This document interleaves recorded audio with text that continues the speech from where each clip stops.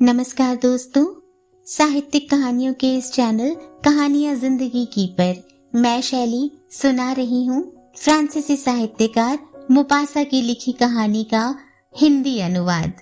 कहानी का नाम है सर्वोच्च सम्मान। आगे बढ़ने से पहले हमेशा की तरह आप सबसे अनुरोध है कि अगर चैनल पर पहली बार आए हो या अब तक ना किया हो तो चैनल को सब्सक्राइब करना बिल्कुल ना भूलें। आइए सुनते हैं।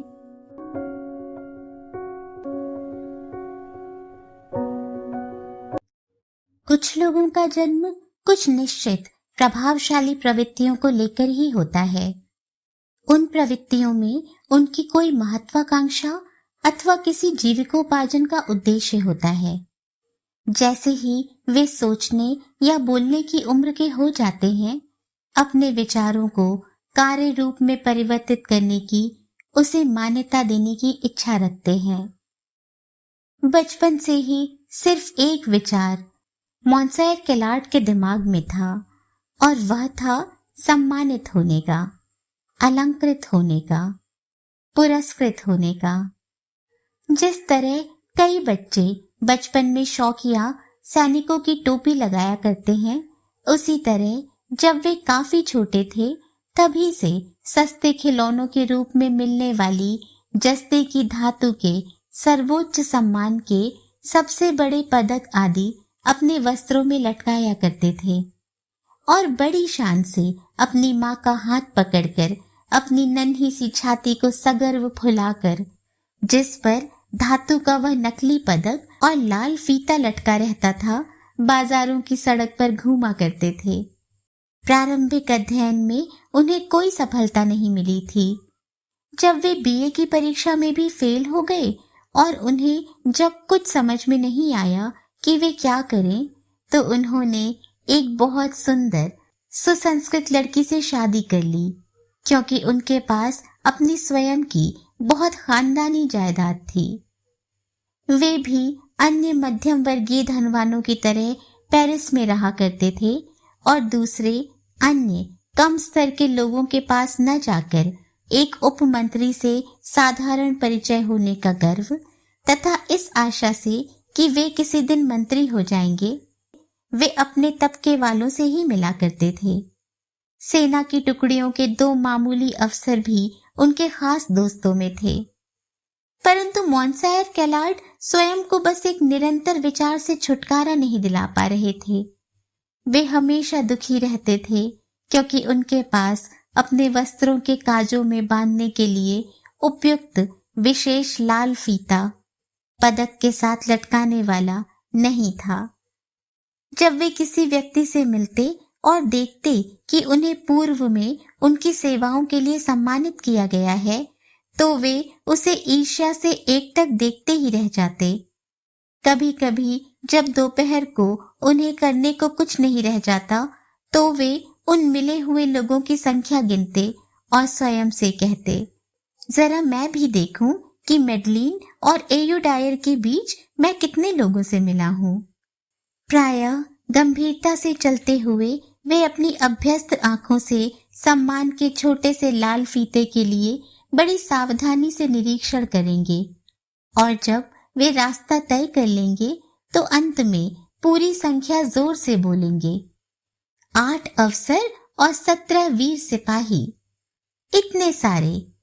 यह सब बेवकूफ हैं कि वे सब इस तरह प्रदर्शित करते हुए चलते हैं।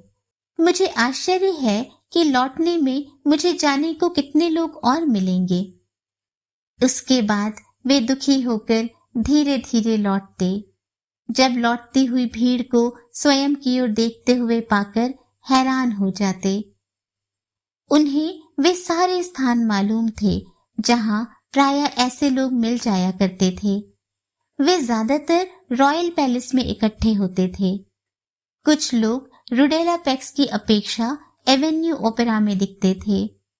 बाएं हिस्से की अपेक्षा बोलीवाई का दाहिना हिस्सा अधिकतर उन लोगों से भरा रहता था। ऐसा लगता था कि उन्हें कुछ खास किस्म के कैफे और थिएटर भी जाना पसंद था। जब भी मॉन्सायर सफेद बालों वाले बुजुर्गों को यातायात के बीच से होते हुए सड़कों पर खड़ा देखता तो वह स्वयं अपने आप से कहता, वे सम्मान प्राप्त पुरस्कृत अधिकारी हैं और उनके लिए श्रद्धा से हैट उठाने की सोचता। वह अक्सर देखा करता था कि ऐसे अधिकारी अन्य साधारण वीरों से कुछ अलग ही दिखते हैं। वे अपना सर कुछ अधिक शान से ऊंचा रखते हैं और देखने वालों को ऐसा लगता है जैसे वे कुछ ज्यादा ही सैनिक महत्व और दबदबा रखते हैं। कभी कभी यह सज्जन बेचारे उन तमाम लोगों के प्रति घृणा से भर जाते जिन्हें सम्मानित किया गया। वे उनके प्रति समाजवादियों की तरह सोचना शुरू कर देते। उसके बाद जब वे वापस घर लौटते तो रास्ते में इतने सारे पदक देखकर वह ठीक ऐसे खींच उठता था जैसे कोई भूखा भिखारी किसी बड़ी बेकरी की दुकान को देखकर उत्तेजित हो उठता है। वह स्वयं से ऊंची आवाज में कहता, कब हमें ऐसी निकम्मी सरकार से छुटकारा मिलेगा? उसकी पत्नी हैरान हो जाती और पूछती, आज तुम्हें क्या हो गया है? वह उत्तर देता, हमारे आसपास जो अन्याय हो रहा है वह देखकर मैं अपसेट हूं। ओह, अवश्य ही दूसरे लोग कहीं ज्यादा सुखी हैं। रात के खाने के बाद वह फिर उन दुकानों को देखने चला जाता जहां सर्वोच्च सम्मान के विभिन्न पदक व चक्र बेचे जाते थे। वे विभिन्न रंगों व आकारों के सैनिक सम्मान के चिन्हों को बड़े गौर से देखता और इन सबको प्राप्त करने की कामना करता। वह इच्छा करता कि शान से छाती फुलाए इन सारे तमगों को अपनी छाती पर सजाए। बहुतेरे प्रशंसकों की भीड़ सम्मान देखने वाले लोगों के सबसे आगे अपने हैट को बगल में दबाए चले। परंतु अफसोस, उसे किसी भी प्रकार के सम्मान सूचक चिन्हों को लगाने का कोई अधिकार नहीं है। वह स्वयं अपने आप से कहता, वाकई किसी भी आदमी के लिए सम्मान पाना बहुत मुश्किल है जब तक उसने कोई विशेष काम या सेवा न की हो। यदि मैं सेना में कोई अफसर बनाए जाने की बात सोचूं तो। परंतु वह नहीं जानता था कि इस मामले को लेकर वह कैसे तय करे और हार कर उसने अपनी हैरान पत्नी से इस संबंध में बात की। सेना का अफसर? अफसर बनने के लिए तुमने ऐसा किया ही क्या है? पत्नी बोली। वह नाराज हो गया। मैं जानता हूं कि मैं क्या कह रहा हूं। मैं तो सिर्फ यह जानना चाहता हूं कि मैं इस काम को कैसे शुरू करूं। कभी कभी तो तुम बिल्कुल पागलों सी बातें करते हो। एक ख्याल उसके दिमाग में आया। वह पत्नी से बोला, यदि तुम्हें मॉन्सियर रोसलिन से कुछ कहना पड़े तो संभवतः वह मुझे कुछ सुझा सकता है। तुम तो समझती हो कि मैं सीधे सीधे उनसे यह सब कुछ नहीं कह सकता हूँ। यह एक बहुत ही कठिन और नाजुक मसला है, पर शायद तुम्हारे द्वारा उससे कहने से वह कुछ सहज सामान्य सा हो जाएगा। मादाम कैलार्ड ने वही सब कुछ कहा जैसा कि उसके पति ने बताया था, और मॉन्सियर रोसलिन ने वादा किया कि वह इस विषय में मंत्री से बात करेगा। उसके बाद कैलार्ड ने उसे तब तक तंग रखा जब तक उपमंत्री ने उससे यह नहीं कह दिया कि वह एक औपचारिक अर्जी दे दे और अपने लिए किसी अच्छे पद की मांग करे। वह किस तरह योग्य है, उसने सोचा। वह बीए तक तो हुआ नहीं है।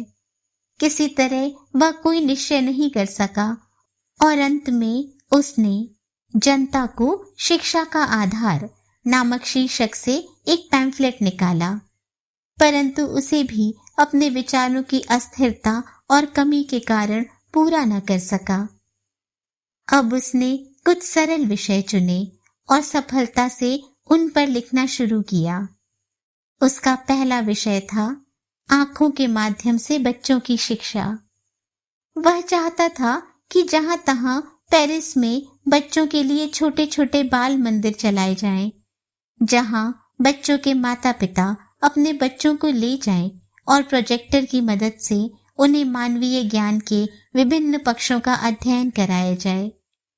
इस विषय पर नियमित कक्षाएं चलाई जाएं, ताकि उन चित्रों का असर बच्चों के दिमाग पर पड़े, उन्हें ज्ञानवान बनाए और इस तरह विज्ञान में उनकी रुचि बढ़े। इसी तरह उन्हें अन्य विषय यथा प्राणी शास्त्र, शरीर विज्ञान, इतिहास, भूगोल, वनस्पति शास्त्र आदि भी सरलता से पढ़ाए जा सके। उसने अपनी यह नई योजना छोटे छोटे कागजों में छपवाई और प्रत्येक उपमंत्री को 1, प्रत्येक मंत्री को 10-10, राष्ट्रपति को 50, प्रत्येक मेयर को 10 और स्थानीय समाचार पत्रों में 5-5 प्रतियां भेज दी। उसके बाद उसने चलित छोटे पुस्तकालय के विषय में लिखा। उसका सुझाव था कि संतरा बेचने वाली गाड़ियों की तरह छोटी छोटी हाथ गाड़ियों में किताबें भर भर कर सड़कों पर चलाई जाएं, ताकि प्रत्येक इच्छुक गृहिणी आधी पैनी शुल्क देकर महीने में 10 किताबें किराए पर ले सकें। मॉन्सायर का मानना था, इस प्रकार लोग बाग अपने शौक को नहीं दबाएंगे, इस प्रकार ज्ञान के पीछे नहीं भागेंगे, बल्कि ज्ञान स्वयं उनके दरवाजे पर आएगा, इत्यादि इत्यादि। उसके निबंधों का जनता या शासन पर कोई विशेष प्रभाव नहीं पड़ा। तब भी उसने अर्जी भेज दी और उसको शासन की ओर से उत्तर भी प्राप्त हुआ। वह अपनी भावी सफलता के लिए भी आश्वस्त हो गया, पर इतने पर भी कुछ हुआ नहीं। उसके बाद उसने व्यक्तिगत रूप से शिक्षा मंत्री से भेंट करने, उन्हें आवेदन पत्र देने की बात सोची। वह उनके व्यक्तिगत सहायक पीए से मिला, जो बिजली की घंटी बजाकर मिलने वालों, आवेदन देने वालों और मंत्री के नीचे अधीनस्थ अफसरों को बुलाया करता था। उसे मंत्री के सहायक ने बताया कि उसके आवेदन पर बहुत सहानुभूति पूर्वक गंभीरता से विचार किया जा रहा है। उसे सुझाया गया कि वह अपने प्रयासों में निरंतर उत्साहपूर्वक लगे रहें। अतः उसकी यह बात सुनकर मॉन्सायर कैलार्ड ने पुनः पूर्ववत कार्य को और अधिक तेजी से करना शुरू कर दिया। ऐसा लगता था कि मॉन्सायर रोजलीन उपमंत्री अब मॉन्सायर कैलार्ड के विषय में बहुत रुचि लेने लगे हैं। उन्होंने उसे बहुत ही व्यावहारिक अनुभव की बातें सुझाई। रोजलीन को भी काफी सम्मानित किया गया था, परंतु कोई नहीं जानता था कि यह सम्मान दिए जाने लायक उन्होंने ऐसा कौन सा विशिष्ट कार्य किया था। उन्होंने कैलार्ड को बताया कि कौन से नए विषय लेने चाहिए। उन्होंने उसका परिचय कुछ अच्छी सम्मानित प्रतिष्ठित समितियों से भी करवा दिया था, जो सम्मान दृष्टि मान्यता प्राप्त करने की आशा से विशेषकर विज्ञान के गूढ़ विषय के संबंध में शोध कार्य किया करती थी। मॉन्सायर रोडोलिन कभी कभी अपने मंत्री साथियों से भी कैलार्ड को मिलवा दिया करता था। एक दिन जब मॉन्सायर रोजलीन अपने दोस्त कैलार्ड के घर खाना खाने आया, जैसा कि वह पिछले कई महीनों से लगातार करता आ रहा था, उसने कैलार्ड से हाथ मिलाते हुए धीरे से बताया, मैंने हाल ही में तुम्हारे लिए एक बड़ी तगड़ी सिफारिश की है। शीघ्र ही इतिहास विषय की एक शोध समिति तुम्हें एक बड़ा काम सौंपने वाली है। फ्रांस के विभिन्न बड़े पुस्तकालयों में कुछ बड़ा शोध काम किया जाना है और अगले सप्ताह ही वह शोध कार्य के लिए बाहर भेज दिया गया। वह शहर शहर गया, धूल लगे पुराने बड़े बड़े महत्वपूर्ण ग्रंथों को देखा, परखा और शीघ्र ही तमाम बड़े पुस्तकालय के सभी अधिकारियों के लिए अच्छा खासा सरदर्द बन गया। एक दिन जब वह शायद रोइन में था, उसने सोचा कि उसे अपनी पत्नी से मिलने घर जाना चाहिए, जिससे कि वह कोई पिछले 1 सप्ताह से बिछड़ा हुआ था। अतः उसने रात 9 बजे की ट्रेन पकड़ी, जो 12 बजे के करीब उसे उसके शहर तक पहुंचा देती। अचानक पहुंचकर अपनी पत्नी को आश्चर्य में डाल देने के ख्याल से दबे पांव बिना कुछ आवाज किए वह घर पहुंचा। घर का दरवाजा बंद था। उसकी पत्नी अंदर थी। उसे धक्का सा लगा, फिर भी किसी प्रकार उसने दरवाजे पर दस्तक दी। जेनी, मैं हूं, दरवाजा खोलो। वह अवश्य बहुत डर गई होगी, क्योंकि कैलार्ड ने अपने बिछौने पर से नीचे और स्वयं से बात करने की आवाज सुनी थी, मानो वह गहरे स्वप्न में डूबी हो। उसके बाद वह ड्रेसिंग रूम की ओर भागी। उसने उस कमरे का दरवाजा खोला और बंद किया। फिर 2-3 बार नंगे पांव वह अपने कमरे में आई और गई। फर्नीचरों को सरकाया, ढंग से जमाया। अंत में उसने पूछा, तुम हो अलेक्जेंडर? हाँ हाँ, उसने अधीरता से जवाब दिया। जल्दी करो और दरवाजा खोलो। जैसे ही उसने ऐसा किया, वह उसकी बाहों में झूल गई। ओह, कितना आनंद है, क्या आश्चर्य है, कितनी खुशी है, तुम वापस आ गए। कमरे में घुसते ही सिलसिलेवार वह सब कुछ धीरे धीरे उतारने लगा। उसने एक कुर्सी से अपना ओवरकोट उठाया, जैसा कि उसे दीवार पर टांगने की उसकी नियमित आदत थी। परंतु एकाएक वह स्तब्ध रह गया। वह आश्चर्य से सन्न हो गया। ओवरकोट के बटन के काज में एक लाल फीता बंधा था। क्यों? उसने कड़क कर पूछा। क्यों? इस ओवरकोट में यह लाल फीता कैसे है? दूसरे ही क्षण उसकी पत्नी पुनः उससे लिपट गई और उसके हाथ से ओवरकोट लेते हुए बोली, नहीं, शायद तुमने भूल कर दी है, यह मुझे दे दो। उसने अब भी ओवरकोट को हाथ से नहीं जाने देते हुए एक बांह से पकड़ रखा था। उसने अर्धविक्षिप्त अवस्था में दोहराया, ओह क्यों? मुझे बताओ, यह किसका ओवरकोट है? यह कदापि मेरा नहीं है, क्योंकि इसमें सर्वोच्च सम्मान का पदक लगा है। उसने उसे हाथ में लेने की कोशिश की। डरी हुई वह कुछ भी कहने की हालत में न थी। सुनो सुनो, यह मुझे दे दो। मुझे तुम्हें अभी यह नहीं बताना चाहिए, यह एक रहस्य की बात है। बात को संभालने की कोशिश करते हुए वह बोली। वह क्रोधित हो उठा और अगले ही क्षण एक अनजान भय से उसका चेहरा उतर गया, पीला पड़ गया। मैं जानना चाहता हूं, यह ओवरकोट यहां पहुंचा कैसे? यह मेरा नहीं है, उसने लगभग सिसकते हुए कहा। हाँ, यह यहाँ लाया गया है। भगवान के लिए आप मेरा विश्वास करें, सच में आपको सम्मानित किया गया है। यह सुनकर वह गुस्से से आपे से बाहर हो गया। उसने ओवरकोट वहीं गिर जाने दिया और आराम कुर्सी में धंसते हुए कहा, मैं, तुम कहती हो कि मुझे सम्मानित किया गया है? हाँ, परंतु अभी यह एक रहस्य है, गहरा रहस्य। उसने उस कीमती वस्त्र को अलमारी में बंद कर दिया और कांपते हुए उतरे मुरझाए चेहरे वाले पति के पास आई।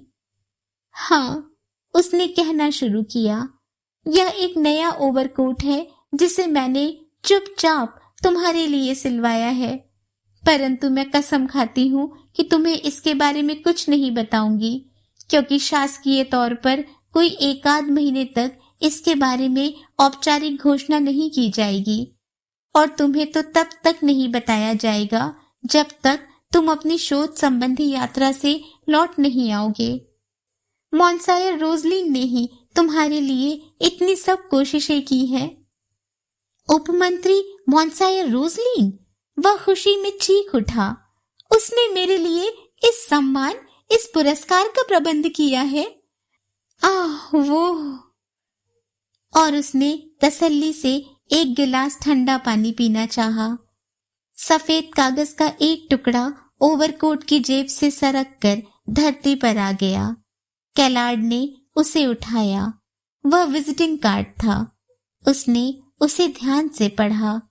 रोजलिन, उपमंत्री, देखा तुमने, यह है वो बात, उसकी पत्नी ने संभलते हुए कहा।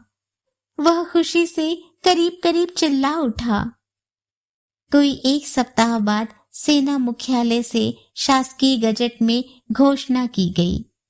मॉन्सायर कैलार्ड को उनकी विशिष्ट सेवाओं के लिए सर्वोच्च सम्मान के पदक से अलंकृत किया गया है।